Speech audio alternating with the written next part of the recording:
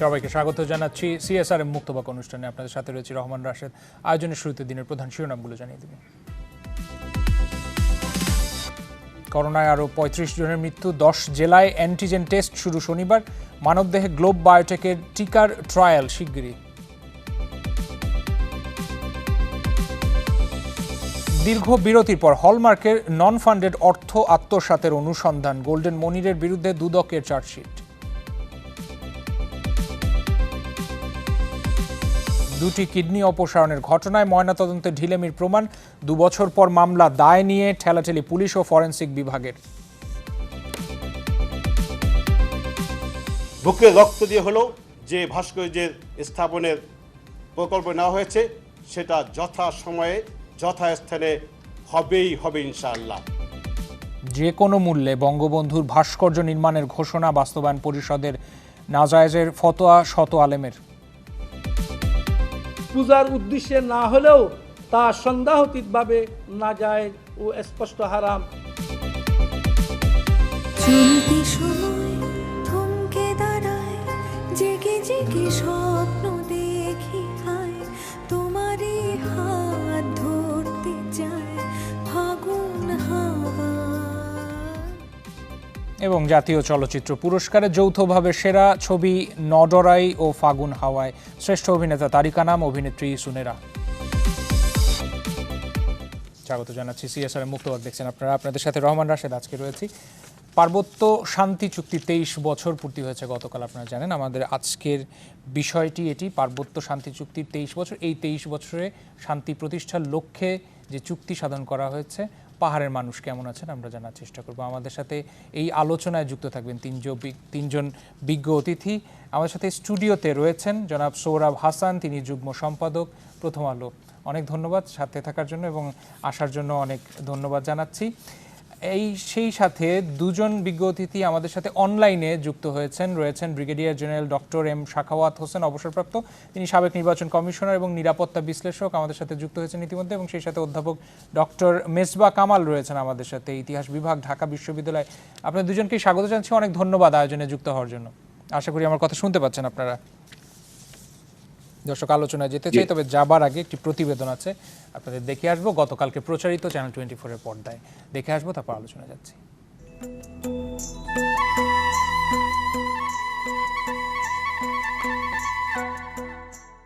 অপার সৌন্দর্যের লীলাভূমি খাগড়াছড়ি। শহুরে ব্যস্ততার হাতকড়া থেকে খানিক মুক্তি মিললেই অনেকে ছুটে আসেন পাহাড় ঝর্ণার মিতালি দেখতে। যে পাহাড় শান্তি বিলায়, সেই অঞ্চলে শান্তি কতটা? সাধারণ পাহাড়ি বাঙালি মিলেমিশে যেখানে থাকতো নিশ্চিন্তে, সেখানেই বছরের পর বছর ধরে অশান্তির বিষবাষ্প ছড়িয়ে রেখেছে কিছু সন্ত্রাসী বাহিনী। চলছে চাঁদাবাজি উৎসব। পার্বত্য অঞ্চলে এখন অন্তত 4টি সংগঠন সক্রিয়। কলার কাঁদি থেকে টমটম ব্যবসা, পরিবহন থেকে ঠিকাদারি, চাঁদা না দিলে নিস্তার নেই কারো। একটি গোয়েন্দা সংস্থার তথ্য বলছে, পার্বত্য চট্টগ্রামের 3 জেলায় বছরে চাঁদার পরিমাণ অন্তত 400 কোটি টাকা। খাগড়াছড়িতে তা বছরে 130 কোটি টাকার বেশি। অবশ্য কেউ মুখ খুলতে নারাজ। অনেক অনুরোধের পর কয়েকজনকে পাওয়া গেল, শর্ত পরিচয় প্রকাশ করা যাবে না।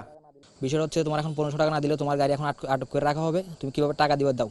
আমি বলছি আমার কাছে টাকা নাই। তারা বলতেছে টাকা না দিলেও তোমাকে এখন তোমার গাড়ি আটকে রাখবো, তোমাকে পিটা দিব, জানাও মেরে ফেলাতে পারি, বলা যায় না। একটা গ্রুপকে দিলে আরেকটা গ্রুপ চলে আসে পরের দিন, তো ওইটাও যখন আসে তারপর ওইটাকে দিতে হয়। তো যখন 2টা গ্রুপ দেওয়া হয়, তো 3য় নম্বর গ্রুপকে না দিলে আমরা থাকতে পারি না, এখানে কাজ করতে পারি না। শুধু আমাদের থেকে নয়, যতগুলো ক্ষুদ্র ব্যবসায়ী আছে, যেমন এক কথায় অটো থেকে ধরে আমাদের বড় গাড়িগুলা, প্রতিটাই। নিরাপত্তা বাহিনীর কাছে গিয়েও খুব একটা লাভ হয় না ভুক্তভোগীদের, তাই মুখ বুঝেই দিয়ে যাচ্ছেন কষ্টার্জিত অর্থ। বাইবনচারা বাজারও করে, পাঞ্চরি বাজারও করে, মাইকসরি বাজারও করে, মালসরি বাজারও করে, প্রত্যেকটা জায়গায় আলাদা আলাদা টাকা দিয়ে ব্যবসা করা লাগে। প্রশাসনকে আমি বললে এখন প্রশাসন বলবে যে কে নিচে এইটা দেখাই দাও, এখন আমি কারো দেখাই দেব। চাঁদাবাজির অস্তিত্ব অস্বীকার করছে না প্রশাসনও। জেলা প্রশাসক বলছেন, সহনশীল মাত্রায় চাঁদাবাজি চলে, আর পুলিশ সুপারের ভাষ্য বরাবরের মতোই, অভিযোগ পেলে ব্যবস্থা। সবসময় এই ধরনের কিছু বিচ্ছিন্ন ঘটনা থাকে। চাঁদাবাজির কথা বলছেন, সেই চাঁদাবাজির যেটুকু যেভাবে আছে সেটা কিন্তু একদম আমার কাছে মনে হয় সহনশীলতার মধ্যে আছে। অফিসিয়ালি যেগুলোর রেকর্ড আমাদের কাছে আসে আমরা কিন্তু সেই অনুসারে ব্যবস্থা নিচ্ছি। আর এটা সারা বাংলাদেশে যে অবস্থায় আছে আমার মনে হয় এই খাগড়াছড়িতেও অনুরূপ অবস্থায় আছে। সেই 1997 সালে শান্তি চুক্তি হয়েছে, কিন্তু এখনো পার্বত্য অঞ্চলের সাধারণ মানুষের প্রশ্ন, শান্তি ফিরবে কবে পাহাড়ে?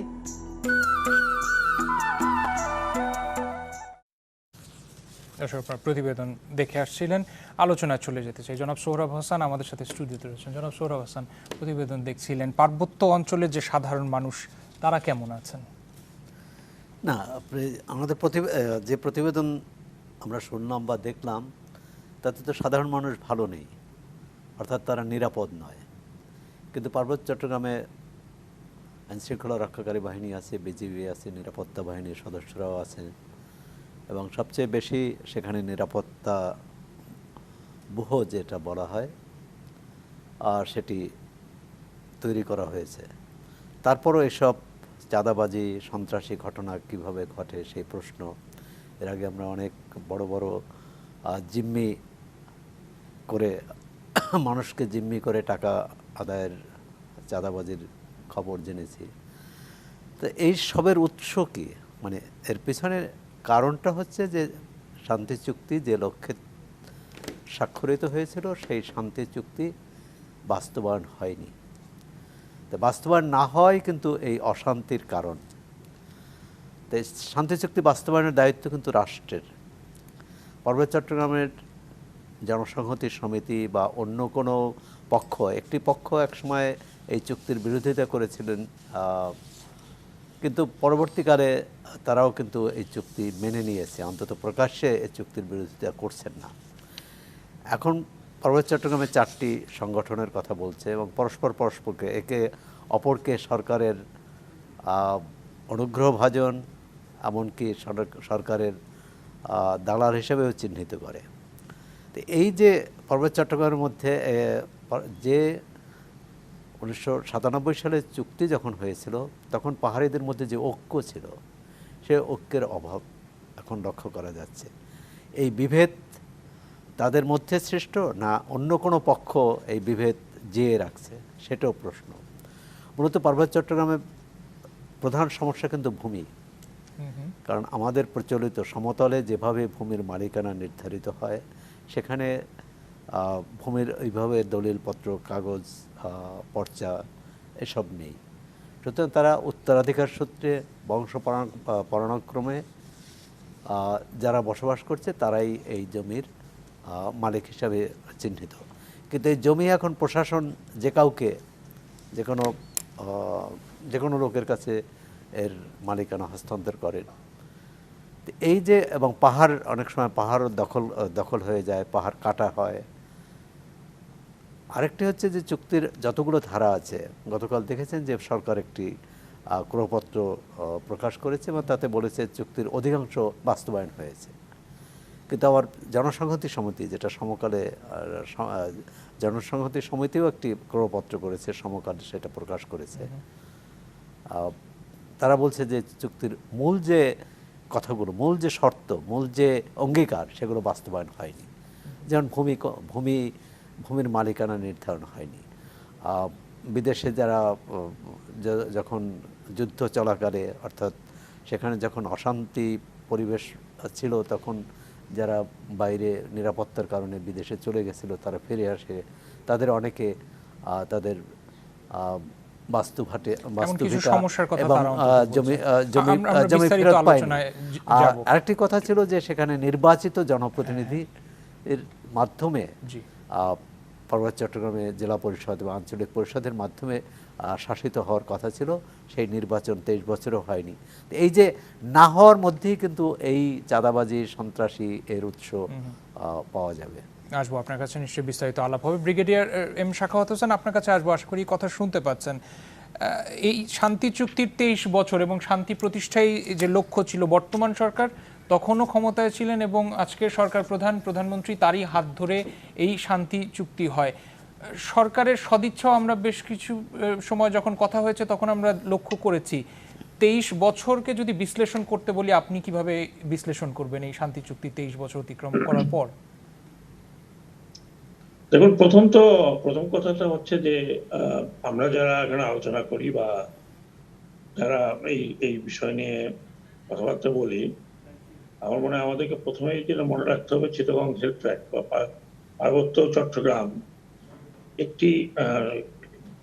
একটি ভূখণ্ড হলেও আবার একটিও নয়, 13টি বিভিন্ন গোত্র, জাতি, উপজাতি বলুন, সেখানে তারা বাস করে। তাদেরকে আমরা পাহাড়ি বলি। এর মধ্যে সবচেয়ে বড় হচ্ছে চাকমা, তারপরে ত্রিপুরা যেটা বলা হয়, তারপরে হচ্ছে আপনার মারমা, এবং তার সাথে আরো অনেক ছোট ছোট গোষ্ঠী আছে। 13টি গোষ্ঠী যেটা আমি বললাম, 3টি সার্কেলে ভাগ করা। উত্তরে আপনার মং সার্কেল, সেন্টারে যেটা হচ্ছে চাকমা সার্কেল, যেটা রাঙ্গামাটি, এবং দক্ষিণে যেটা হচ্ছে এটা হলো ওমাং সার্কেল বলে। আর আপনি এই 3টা সার্কেলের 3 রকম চরিত্র। যদি আমি একটু ব্যাকগ্রাউন্ডে যাচ্ছি এই কারণে, তাহলে শান্তি চুক্তিটা বুঝতে ভালো হবে।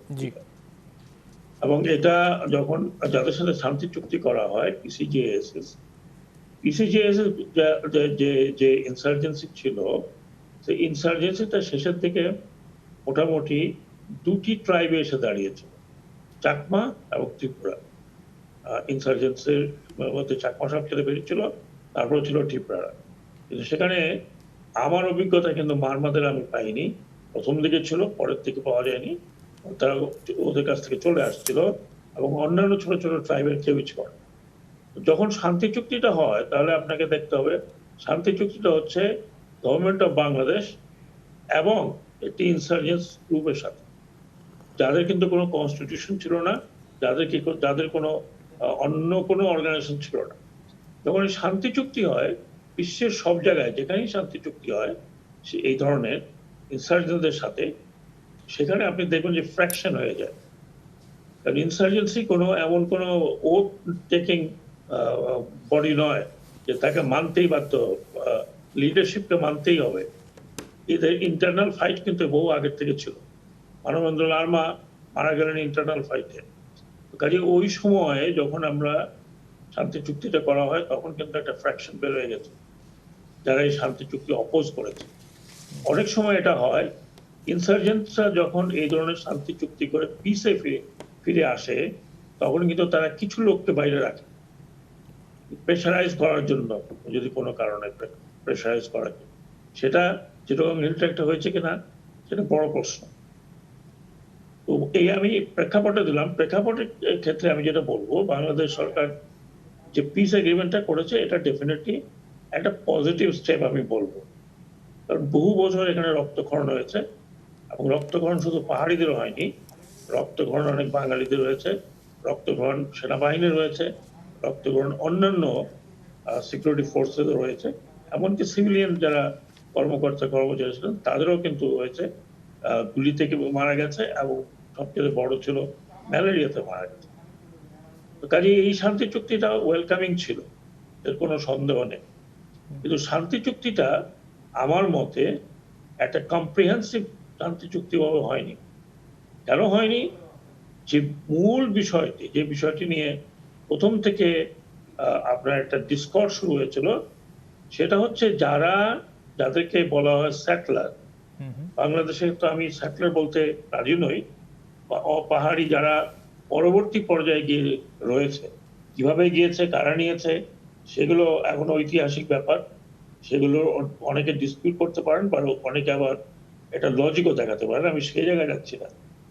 আপনি চিন্তা করুন যে এই যখন শান্তি চুক্তি হয়, তখন ওখানে যারা এই প্লেন ল্যান্ড থেকে গিয়েছিল, যাদেরকে জমি দেওয়া হয়েছিল, বিশেষ করে খাস জমি, এবং কিছু কিছু জায়গা যারা ছেড়ে গিয়েছিল সেই জায়গায়, কিন্তু যেটা সোহরাব হোসেন বললেন, সেখানে কিন্তু পার্মানেন্ট কারো জায়গা নেই। এই জায়গাটি দেওয়া হয় সার্কেল চিফ একটা কাগজের উপরে লিখে দেয়, ওখানে থাকে এক জায়গায়, ঝুম চাষ করে, সে তার পরের বছর সে আরেক জায়গায় করে। তার কাছে কিন্তু স্যাটেলাইট কোনো জমি জমা খুব কম লোকেরই ছিল। তো সেই জায়গাতে আপনি মনে করেন যে এই শান্তি চুক্তির প্রথম গলদ যেটা হলো, সেটা হলো যে একটা ভেগ রয়ে গেল যে যারা চলে গেছে বা ওখানে সেটেল হয়ে গেছে ওই সময় পর্যন্ত সেকেন্ড জেনারেশন, সেই সেকেন্ড জেনারেশন লোকগুলোকে কি করা হবে? একটা মুখে মুখে বলা হলো যে তাদেরকে ওখান থেকে যারা পরের দিকে গিয়েছে তারা চলে আসবে, তাদেরকে ওখানে রাখা যাবে না, তারা বের করে নিয়ে আসা হবে। এই ধরনের কথাবার্তা হয়েছিল, কিন্তু নাথিং রিটেন, চুক্তির ভিতরে কোথাও নেই যে এই লোকগুলারকে কি করা হবে।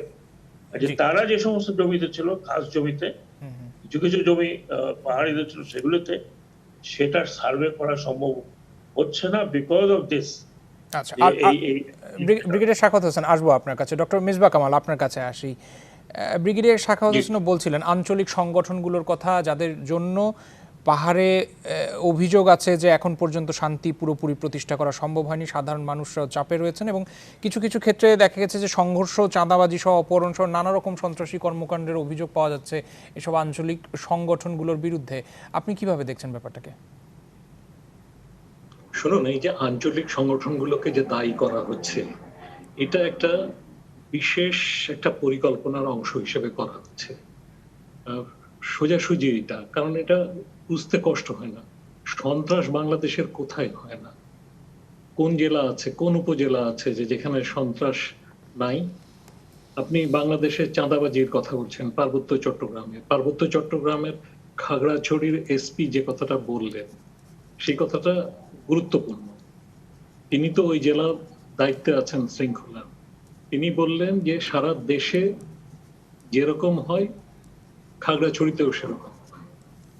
তো কাজেই আপনার চাঁদাবাজি কোথাও গ্রহণযোগ্য না, পার্বত্য চট্টগ্রামেও গ্রহণযোগ্য না। কিন্তু বাস্তবতা হচ্ছে যে সারা দেশের সর্বত্র সন্ত্রাস আছে, সারা দেশের সর্বত্র চাঁদাবাজি আছে, এবং এই অবস্থার মধ্যে দিয়ে আপনার চলে। তো খামাখা আপনার ওই জায়গায় আঞ্চলিক দলগুলোকে দায়ী করে এটা শান্তি চুক্তি বাস্তবায়ন না হওয়ার জন্য মানে তারাই দায়ী, এরকম ভাবে যে বক্তব্য আনা হচ্ছে, এই বক্তব্যটা খুবই আপনার অযৌক্তিক। আসলে ব্যাপারটা হচ্ছে যে চুক্তি বাস্তবায়ন করার দায়িত্ব তো সরকারের, দায়িত্ব রাষ্ট্রের, এমনকি সন্ত্রাস দমনের দায়িত্ব রাষ্ট্রের, চাঁদাবাজি দমনের দায়িত্ব রাষ্ট্রের। তো রাষ্ট্র যদি ফেল করে বা রাষ্ট্র যদি অপারগ হয়, রাষ্ট্র যদি যথেষ্ট অ্যাক্ট করতে না পারে, তার জন্য আপনি দায়িত্বটা স্থানীয় সংগঠনগুলোকে কেন দেবেন? এটা তো যুক্তিপূর্ণ না। আসলে যেটা হচ্ছে যে সমস্যার যে মৌলিক জায়গা, সেই মৌলিক জায়গা থেকে দৃষ্টিকে আড়াল করার জন্য এই ধরনের প্রচেষ্টাটা অনেকদিন থেকে নেওয়া হচ্ছে। আসলে সমস্যার জায়গাটা কোথায় আমি আপনাদেরকে বলি। আমি আমার পরম শ্রদ্ধেয় ব্রিগেডিয়ার জেনারেল মোহাম্মদ সাখাওয়াত হোসেন ভাই, তিনি যখন কথা বলছিলেন আমি শুনছিলাম, উনি 4টে শব্দ ব্যবহার করলেন। একবার বললেন গোত্র, একবার বললেন জাতি, একবার বললেন উপজাতি, একবার বললেন গোষ্ঠী। এই যে 4টে শব্দ উনি বললেন, এটা কিন্তু শুধু উনি বলছেন না, উনি তো আমি বলবো যে অনেক লিবারালি তিনি জাতি শব্দটা উচ্চারণ করেছেন। বাঙালি যেমন একটা জাতি, চাকমারাও যে একটা জাতি, বা মারমা, ত্রিপুরা, খুমি, খিয়াংরা সবাই আলাদা আলাদা জাতি। তিনি সঠিকভাবে উল্লেখ করেছেন যে যদিও ওখানে চুক্তিতে 11টা জাতির কথা আছে, আমরা জানি যে ওখানে 13টা জাতি আছে, আরো 2টো জাতি সেখানে আছে। তো এই যে আপনার বাংলাদেশ যে বহু জাতির মানুষের দেশ, ওদের তো তার পরিচয়টা আমরা স্বীকার করছি না। আমরা তাদেরকে বলছি উপজাতি। কোন জাতির উপজাতি বলেন তো? হ্যাঁ, বাঙালি জাতির সংস্কৃতির সাথে তাদের সংস্কৃতির, তাদের ভাষার, তাদের রীতিনীতির কোন জায়গাটাই আপনার উপজাত হয়েছে যে তাদেরকে আমরা উপজাতি বলবো? আর মানে একটা জাতি তো গোত্র হতে পারে না। তো এরকম একটা জাতি তো আর গোষ্ঠী না। আপনি কি বলবেন বাঙালি গোষ্ঠী? কথা তো আমি কখনো বলবো না। তো এইটা হচ্ছে সারা দেশের মধ্যেই আসলে এই বিষয়টা আছে। তার মানে আমাদের একটা সচেতনতার জায়গা এখনো তৈরি হওয়া অনেকটা বাকি। যে জন্য আমরা ওই যে আমরা মনে করি আমরা জাতি, তারা উপজাতি, এবং যে কারণে আমরা এক ধরনের কর্তৃত্ববাদিতা করার এখতিয়ার রাখি বলে মনে করি। এই জায়গাতেই সমস্যা। আসলে এখানে সমনাগরিকত্বের সংকট, সমনাগরিক অধিকার দেওয়া হয় না, সেটা একটা সমস্যা। আর এর সাথে যুক্ত যেটা হয়েছে, সৌরভ ভাই গোড়াতে যে আলোচনাগুলো শুরু করেছিলেন, আমি তার সাথে জি ডক্টর মেজবা কামাল, আমরা এই বিষয়ে বিস্তারিত আলোচনা করব। আপনার কাছে ফিরতে চাই, একটু সময় চেয়ে নিচ্ছি, একটা বিরতির সময় হচ্ছে, বিরতি থেকে এসে আরো কথা হবে। দর্শক সিএসআর মুক্তবাক দেখছেন, একটা বিরতির সময় হচ্ছে, সাথেই থাকবেন। স্বাগত আরেকবার, আপনার সিএসআর মুক্তবাক দেখছেন। পার্বত্য শান্তি চুক্তি 23 বছর, এই বিষয়ে আলোচনায় ছিলাম আমরা। অধ্যাপক ডক্টর মেজবা কামাল, আপনি বিরতির আগে বক্তব্য রাখছিলেন, আপনার বক্তব্য শেষ করুন। জি, অনেক ধন্যবাদ। আমি বলছিলাম যে পার্বত্য চট্টগ্রাম চুক্তি বাস্তবায়ন না হওয়াটা আজকে পার্বত্য চট্টগ্রামে যে আপনার এক ধরনের অচলাবস্থা, অশান্তি তৈরি হচ্ছে, তার জন্য মূল কারণ, যেটা খুব সঠিকভাবেই জনাব সৌরভ হাসান ভাই বলছিলেন। আসলে যে সমস্যাটা হচ্ছে সেটা হচ্ছে যে পার্বত্য চট্টগ্রাম সমস্যার প্রাণ কেন্দ্রে হচ্ছে ভূমি সমস্যা। তো পার্বত্য চট্টগ্রামে যেহেতু বাইরে থেকে প্রায় 5 লক্ষ মানুষকে নিয়ে যে সেটেল করানো হয়েছে, এখন এর ফলে কি হয়েছে যে ধরুন রাষ্ট্র তাদেরকে কাগজ দিয়েছে, রাষ্ট্র কাগজ দিয়েছে যে এই জমিটা তোমার, কিন্তু আবার যারা আপনার বিদেশে ভারতে শরণার্থী হয়ে চলে গেছিলেন তাদেরকে যখন ফেরত এনেছে সরকার, কারণ সারা পৃথিবীতে বাংলাদেশের জন্য সেটা খুব লজ্জার ব্যাপার ছিল, তো শরণার্থীদের সাথে একটা চুক্তি করে ফেরত এনেছে। তাতে বলা হয়েছিল যে তারা তাদের নিজ জমিতে, নিজের বাড়িতে যেখানে ছিল সেখানে ফিরতে পারবে। এদের সংখ্যা 65,000। আবার আপনার অভ্যন্তরীণ উদ্বাস্তু আছেন আপনার সরকারি হিসাব অনুযায়ী 80,000 পরিবার, মানে 4 লক্ষ অভ্যন্তরীণ উদ্বাস্তু, যারা এই যুদ্ধাবস্থার কারণে দেশের ভেতরেই নিজের জায়গা ছেড়ে অন্য জায়গায় যে বসতি করেছিল। এই যে 4,65,000 মানুষ পার্বত্য চট্টগ্রামের ভিতরে নিজের জমি জমা, নিজের বাড়িতে যেতে পারেননি। এখন সেই জায়গা, সেই জমি, সেই বাড়ির জায়গা, সেগুলো তো দেওয়া হয়েছে বাঙালি সেটলারদেরকে। ফলে আপনার কি হয়েছে যে রাষ্ট্রই কিন্তু দেখুন দুরকম ভূমিকা রাখছে। রাষ্ট্র একদিকে দিয়েছে তাদেরকে, তখন জিয়াউর রহমান এবং এরশাদের সামরিক স্বৈরশাসক, তারা আপনার এটা দিয়েছেন।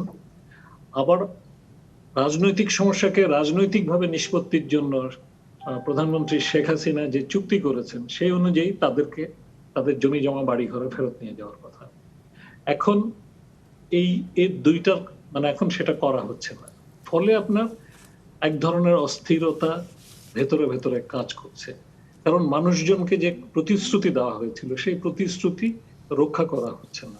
আর তাছাড়া আপনার এই যে উন্নয়নের নামে এক এক সময় এক এক কাজ করা হয়। একবার যেমন আমরা জানি যে আপনার সেই কাপ্তাই বাদ করে জলবিদ্যুৎ করা হলো, কিন্তু জলবিদ্যুতের সেই বিদ্যুতের সুফল তো পার্বত্য চট্টগ্রামের মানুষ পেল না, বরং আপনার তাদের জমি জমা, বাড়ি ঘর, শহর, বন্দর সবই তো আপনার ডুবে গেল। তেমনি ভাবে এখন আবার একটা নতুন জিনিস শুরু হয়েছে উন্নয়নের নামে, সেটা হচ্ছে পর্যটন। এবং এই পর্যটন, এবং এখন তো সেদিন আমি শুনলাম যে একজন সাংবাদিক তিনি আপনার বললেন যে আপনার পার্বত্য চট্টগ্রামে একটা 5 স্টার কেন, 3 পার্বত্য জেলায় 3-10-30টা 5 স্টার হওয়া দরকার, এবং আরো বিভিন্ন মানের হোটেল হওয়া দরকার, কারণ সারা দেশ থেকে, সারা পৃথিবী থেকে পর্যটকরা যেন সেখানে যেতে পারে। এখন এই যে কমার্শিয়াল পর্যটনের যে কনসেপ্ট, এই কনসেপ্টটা তো আপনার খুব ভুল কনসেপ্ট। আসলে পর্যটনের বিপক্ষে কেউ না, কিন্তু পর্যটনটা তো ইকো ট্যুরিজম হতে পারে, এই পর্যটনটা কমিউনিটি ট্যুরিজম হতে পারে, যাতে সেখানের মানুষ তাদের সংস্কৃতির সাথে, তাদের জীবনযাপনের রীতির সাথে মিলিয়ে যেন পর্যটন হয়। স্যার আপনার কাছে আমি একটু ব্রিগেডিয়ার ডক্টর সাখাওয়াত হোসেন, এগুলো কিন্তু পার্বত্য চট্টগ্রাম সমস্যাকে কিন্তু আরো ঘনীভূত করছে, আনস্টেবল। জি অনেক ধন্যবাদ। আমি জি ব্রিগেডিয়ার ডক্টর সাখাওয়াত হোসেন আপনার কাছে আসি, যে ডক্টর মেজবা কামাল যে অস্থিরতার কথাগুলো বলছিলেন এবং মূল সমস্যা ভূমি সমস্যা, সেই কথা দিয়ে উনি বক্তব্য শুরু করেছিলেন। আপনার কাছে কি মনে হয় যে শান্তি প্রতিষ্ঠার অন্তরায় কোন বিষয়গুলো আসে, এবং নিরাপত্তার বিশ্লেষণ যদি আপনাকে করতে বলি, সাধারণ মানুষ কি সেখানে এখন নিরাপদ বোধ করেন, বা তাদের বক্তব্য অনুযায়ী এবং উদ্ভূত যে সমস্যাগুলোর কথা অভিযোগে বলা হচ্ছে, আপনার কাছে কি মনে হয় যে এই শান্তি প্রতিষ্ঠার বা এই শান্তি প্রতিষ্ঠার ক্ষেত্রে অন্তরায় কোন কোন বিষয়গুলো? এখানে দুটো জিনিস আছে, একটা হচ্ছে যে অভ্যন্তরীণ নিরাপত্তার কথা আপনি বলেছেন, আর একটা হচ্ছে ওভারঅল শান্তি প্রতিষ্ঠা বা যে চুক্তি করা হয়েছে সেই চুক্তি বাস্তবায়ন, দুই জিনিস। দেখুন, চিটাগং হিল ট্র্যাক্টে আমার যতটুকু এক্সপিরিয়েন্স, অল্প স্বল্প এক্সপিরিয়েন্স, আমি প্রায় 3.5 বছর ছিলাম, ওই সময়কার কথা বলতে পারি এবং সেই কম্পারিজনে এখনকার কথা বলতে পারি। চট্টগ্রাম, পার্বত্য চট্টগ্রাম ওই সময় যে শান্তিপূর্ণ, শুধু ইনসার্জেন্সিস ছাড়া যত শান্তিপূর্ণ ছিল তত শান্তিপূর্ণ কিন্তু বাংলাদেশের অন্যান্য ডিস্ট্রিক্ট ছিল না। এবং আজকেও যদি আপনি তুলনা করেন তাহলে আমি বলবো যে চট্টগ্রাম, পার্বত্য চট্টগ্রাম সেই হিসাবে যথেষ্ট শান্তিপূর্ণ, ইন দ্য সেন্স যে আমরা এখানে যেরকম অন্যান্য আমাদের প্লেন ডিস্ট্রিক্টে দেখি প্রতিদিন আপনার খুন খারাপি, প্রতিদিন অন্য বিষয়, প্রতিদিন গাড়ি অ্যাক্সিডেন্ট, নানান ধরনের, কোথাও পুলিশের রেড, কোথাও কিছু। আপনি কিন্তু চিটাগং হিল ট্র্যাক্টে ওরকম হয় না। যেটা হয় যেটা আপনার প্রতিবেদনে শুনলাম যে এখন একটু চাঁদাবাজি হচ্ছে। চাঁদাবাজি মেজবাহ কামাল বলছেন সব জায়গায় হয়, চিটাগং হিল ট্র্যাক্টে চাঁদাবাজি একটু বেশি হয়, কারণ এটা এমন একটা জায়গা থেকে চাঁদাবাজি হয় যেখানে স্বল্প জায়গায় সব সময় আপনি পাহারা দিতে পারছেন না, এবং প্লেন ল্যান্ডের মতো খুব তাড়াতাড়ি গিয়ে আপনি ইনভেস্টিগেটও করতে পারছেন। তাছাড়া এরা সশস্ত্র, এবং এরা কিন্তু এমনিতেই খুব কমই আপনি দেখবেন যে ডাকাতি করছে বা চুরি করছে বা কিছু, কিন্তু চাঁদাবাজি করছে তাদের উপরে যারা ওখান থেকে কাঠ আনছে বা অন্যান্য ব্যবসা করছে। কাজেই সেখানে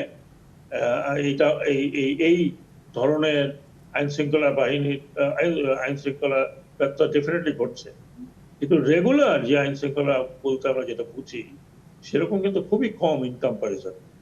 এখন ব্যাপারটা হলো যে হ্যাঁ, এখানে অতীতে হয়েছে, দুনিয়ার সব জায়গা হচ্ছে যেখানে ইনসার্জেন্সি হয় সেখানে এই ধরনের অনেক কিছু হয়, কিন্তু এখন যেটা শান্তি চুক্তি বা যেইভাবে আমরা বুঝতে চাচ্ছি, যেভাবে চুক্তি সন্নিবেশিত করা আছে স্টেপ বাই স্টেপ, সেভাবে হচ্ছে না। তার কারণ হচ্ছে there is some lacking of political will।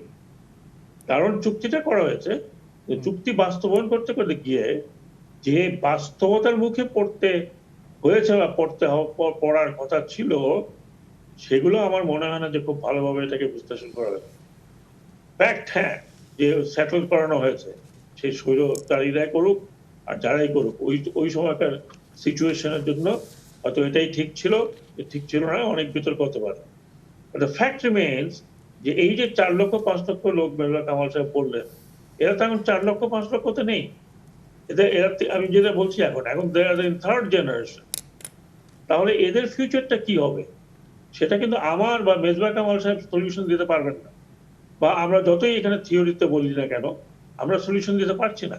সেই সলিউশনটা দেওয়ার কথা হচ্ছে সরকারের, কিন্তু সেই জায়গাতে আমি আবার বলছি পার্বত্য শান্তি চুক্তি সেই জায়গাতে ল্যাক করছে, যেই কারণে ভূমির যে জরিপ বা ভূমি যে আপনার নিরূপণ করা সেটা সম্ভব হচ্ছে না, এবং এটা সম্ভব হবে না ততদিন পর্যন্ত এই ফ্যাক্টরটাকে বোথ সাইড গ্রহণ না করছে, যে যেখানে যেভাবে আছে সেভাবেই থাকবে, তারপরে যেটা হওয়ার কথা। এখন সেইটা যদি আপনি নিরূপণ করতে না পারেন, 23 বছরে কোনো কিছু হয়নি। জি, আসবো আপনার কাছে, আমাদের সময় স্বল্পতা রয়েছে। আমি একটু জনাব সোহরাব হাসান আপনার কাছে আসি। সরকারের তরফ থেকে তো বলা হয়েছে যে চুক্তির যে বাস্তবায়নের দিকগুলো রয়েছে সেগুলো বেশিরভাগই বাস্তবায়ন করা সম্ভব হয়েছে। আমরা গতকালকে এই বিষয়ে আমন্ত্রণ জানিয়েছিলাম চট্টগ্রাম পার্বত্য চট্টগ্রাম বিষয়ক মন্ত্রণালয়ের মন্ত্রী মহোদয় জনাব বীর বাহাদুর, তিনি এসেছিলেন। তিনি গতকাল আমাদের অনুষ্ঠানে এসে কিন্তু মন্তব্য করেছেন যে আলোচনার পথ সবসময় খোলা রয়েছে এবং শান্তি প্রতিষ্ঠায় যা যা করণীয় এটার জন্য আলাদা করে সরকার মন্ত্রণালয় করে দিয়েছে। তাহলে বাধাটা কোথায় থাকছে? ধন্যবাদ। মন্ত্রী মহোদয় বলেছেন, অন্য টিভিতে বা আমরা পত্রিকায় দেখেছি, কিন্তু সমস্যা হচ্ছে যে মনোভাব নিয়ে পাহাড়ি জনগোষ্ঠী এবং রাষ্ট্রের মধ্যে চুক্তি হয়েছিল, যে প্রত্যাশা নিয়ে, যে উদ্দীপনা নিয়ে, সেই উদ্দীপনাটা নেই। এখন যে বিশ্বাস নিয়ে সেখানে অবিশ্বাস দানা বেঁধেছে, যে উৎসাহ নিয়ে সেটা উৎসাহ হারিয়ে গেছে, যে আশা ছিল সে আশা হত হয়েছে। আচ্ছা, এখানে সাখাওয়াত ভাই সত্যিই বলেছেন যে পার্বত্য চট্টগ্রাম সাধারণ চুরি ডাকাতি অপরাধ কিন্তু পার্বত্য চট্টগ্রামে কম। এমনকি সেখানে বাঙালি জনবসতি নতুন এই সেটেলাররা যাওয়ার আগে পাহাড়িরা ঘরে দরজা দিতেন না, দরজা দিয়ে তাদের রাতে ঘুমোতে হবে এটি পাহাড়িদের ধারণায় ছিল না। অর্থাৎ সেখানে চুরি ডাকাতির মতো ঘটনা ঘটতো না।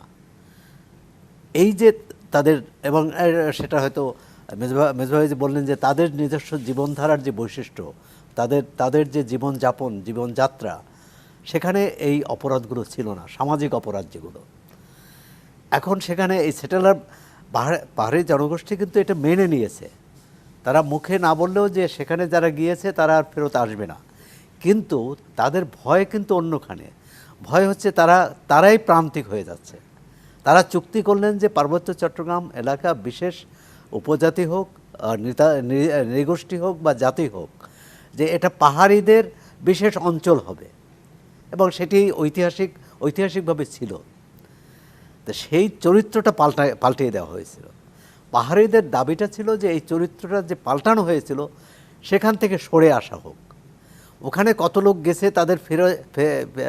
তাদের যে ফেরত আনতে পারবে না বা ফেরত পাঠাতে পারবে না, এটা পাহাড়ি জনগোষ্ঠীও জানে, যারা চুক্তি করেছেন তারাও জানেন। কিন্তু তারা আরও প্রান্তিক হয়ে যাচ্ছে, কারণ সেখানে বাঙালির এখনও নানা ব্যবসা বাণিজ্য সব বাঙালিদের হাতে। মানে যদি ধরে নেই, মানে 2011 যে জনজরিপ, তাতে যে পাহাড়ি এবং বাঙালি কাছাকাছি, এমনকি বান্দরবনে পাহাড়িদের সংখ্যা কম, বাঙালি বেশি সেখানে। যদি ধরে নেই এটা সমান, কিন্তু তাহলে ব্যবসা বাণিজ্য শিল্প, রিসোর্ট, অন্য সব কিছুতে তাদের অংশীদারিত্ব থাকার কথা, সেটি নেই। মানে অর্থনৈতিকভাবে তারা দুর্বল হচ্ছে, অর্থনৈতিকভাবে ওখানে বাঙালিরা সবল হচ্ছে, এবং সরকার সেটিকে প্রশ্রয় দিয়েছে। কারণ সেখানে পাহাড় দখল করছে কারা? বাঙালিরা, যে প্রভাবশালীরা, যে ক্ষমতাবানরা। যে পাহাড়িদের কথা হচ্ছে যে এটি ঠেকানো, যে অবস্থায় আছে তার থেকে আরো খারাপ অবস্থা না হয়। আর দ্বিতীয় হচ্ছে যে আমরা এই জায়গায় প্রত্যাশার কথাগুলো শুনতে চাই, সাথে সাথে নিশ্চয়ই পরামর্শ থাকবে, পরামর্শগুলো নেওয়ার চেষ্টা করবো। একটু বিরতি থেকে আসি, বিরতি থেকে এসে পরামর্শের কথা শুনছি। সিএসআর মুক্ত দেখছেন আপনারা, আরেকটা বিরতির সময় হচ্ছে, সাথেই থাকবেন, একটু পর আসছি আমরা। স্বাগত আরেকবার, সিএসআর মুক্ত দেখছেন। জনাব সোহরাব হাসান, আপনার কাছে আসি। প্রত্যাশার জায়গা তো থেকেই থাকবে, এবং আমরা আয়োজনে যেহেতু শেষ দিকে কিছু পরামর্শ যদি যোগ করে দেন, যে শান্তি প্রতিষ্ঠায় যে লক্ষ্য ছিল সেখানে এই শান্তি প্রতিষ্ঠা করতে, এবং পাহাড়ের যারা সাধারণ মানুষ তারা আরেকটু যাতে ভালো থাকতে পারে, কি বলবেন? না, পাহাড়ে না, পুরো বাংলাদেশের সাধারণ মানুষই ভালো থাকুক, সেটা চাই। যেটা হচ্ছে যে পাহাড়ের যে একটি জনগোষ্ঠী, তাদের সাংস্কৃতিক, তাদের সামাজিক, তাদের ঐতিহ্যগত যে ভিন্নতা, এটাই তো চুক্তিতে স্বীকার করা হয়েছিল। এবং তখন যে অঙ্গীকার ছিল রাষ্ট্রের বা সরকারের, প্রশাসনের, সেই অঙ্গীকার থেকে সরে এসেছে। ওই সম অংশীদারিত্বের যে ধারণা বা যে চেতনা, সেটি যদি পোষণ করে রাষ্ট্রের নীতি নির্ধারকরা, তাহলেই এটা সম্ভব।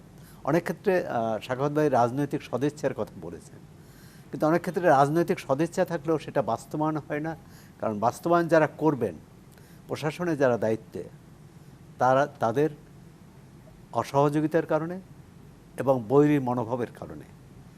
পার্বত্য চট্টগ্রামে যদি গত 50 বছরে বিভিন্ন যারা দায়িত্ব পালন করেছেন, আমি বেসামরিক প্রশাসনের কথাই বলছি, সবাই একরকম করে নাই। বেশিরভাগই পাহাড়িদের প্রতি বৈরী দৃষ্টিভঙ্গি পোষণ করেছেন। কিন্তু কিছু কিছু প্রশাসনিক কর্মকর্তা তারা কিন্তু তাদেরকে একাত্ম করার চেষ্টা করেছেন। এখন ওখানে দরকার এই ধরনের কর্মকর্তাদের নিয়োগ করা, এই ধরনের আইনশৃঙ্খলা রক্ষাকারী বাহিনীর এই ধরনের কর্মকর্তাকে সেখানে পাঠানো, যারা পাহাড়িদের বুঝবে, যারা ওই সংস্কৃতিকে ধারণ করতে হবে না, কিন্তু সংস্কৃতি বিকশিত হোক সেটা চাইবে। আমরা শুধু এটা চাই না যে পাহাড়িদের আমরা বিদেশি অতিথিদের বা ঢাকায় এনে তাদের নাচ গান করানো, এটাই কিন্তু পাহাড়িদের ওই বৈশিষ্ট্যকে বাঁচিয়ে রাখা নয়। আরেকটি হচ্ছে যে আমরা যে এই পার্বত্য চট্টগ্রাম চুক্তির 23 বছরে দেখলাম, চুক্তি তো দুই পক্ষে মিলে হয়েছিল। দুই পক্ষে, যেটা রাষ্ট্রের পক্ষে প্রতিনিধি ছিলেন এবং জনসংহতির পক্ষে।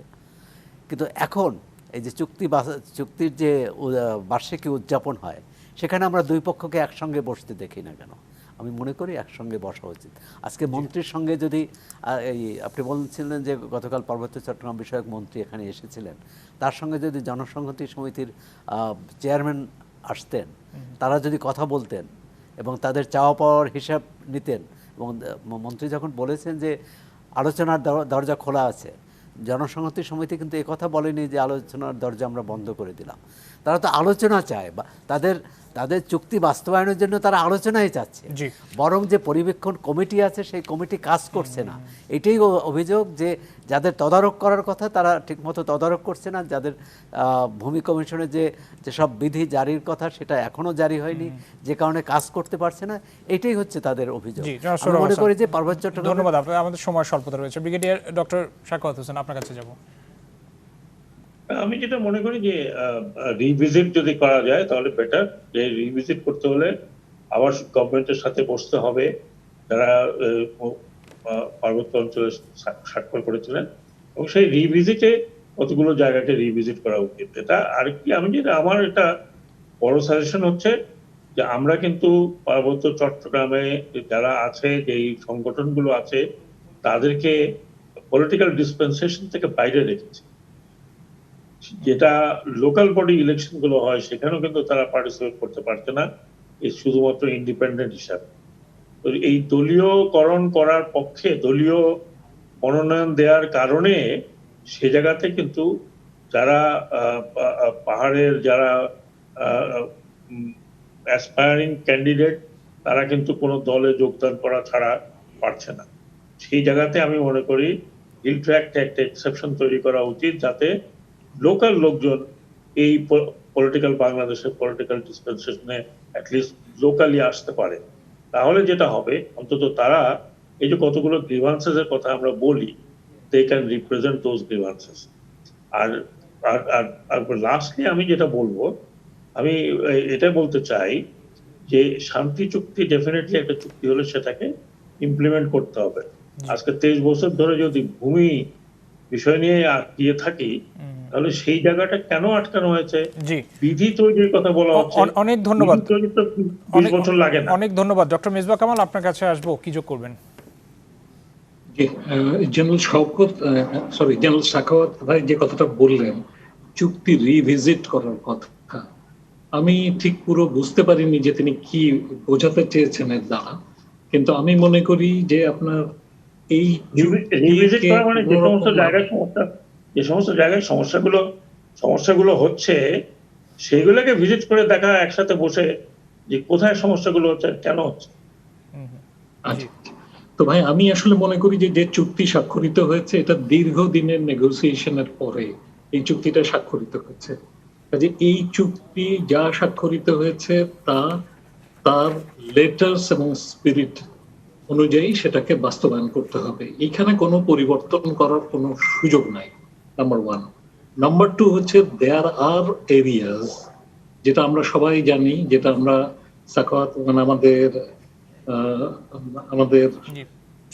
সকলের আলোচনার মধ্যে দিয়ে বেরিয়ে এলো, যে আপনার আমাদের সকলের আলোচনার মধ্যে দিয়ে বেরিয়ে এলো যে যেমন ধরুন আপনার ভূমি সমস্যার কেন্দ্রে আপনার এমন কতগুলো হয়তো অ্যারেঞ্জমেন্ট দরকার, যেগুলোর জন্য নতুন করে নেগোশিয়েট করা যেতে পারে, কিন্তু সেটার জন্য নতুন করে আলোচনা হতে পারে। কিন্তু চুক্তির যেগুলো অলরেডি আছে সেই জিনিসগুলোকে পরিবর্তন করার কোনো সুযোগ নাই। অন্য বিষয় নিয়ে নিশ্চয়ই কথা হতে পারে। আরেকটা জিনিস আমি মনে করি যে আপনার আঞ্চলিক দল হিসেবে পার্বত্য চট্টগ্রাম জনসংহতি সমিতি, তাকে কিন্তু জাতীয় রাজনীতির মূল ধারায় নিয়ে আসা দরকার। রাজনৈতিক দলগুলো, আন্তরিক রাজনৈতিক দলগুলো কিন্তু যেন জাতীয় রাজনীতিতে আজকের মতো এখানে শেষ করতে হচ্ছে আয়োজন। আপনাদের তিনজনকে অসংখ্য ধন্যবাদ আয়োজনের সাথে যুক্ত থেকে আলোচনায় অংশ নেওয়ার জন্য। দর্শক, সিএসআর মুক্তবাক আজকের মতো এখানে শেষ করছি। সাথে থাকার জন্য সবাইকে ধন্যবাদ।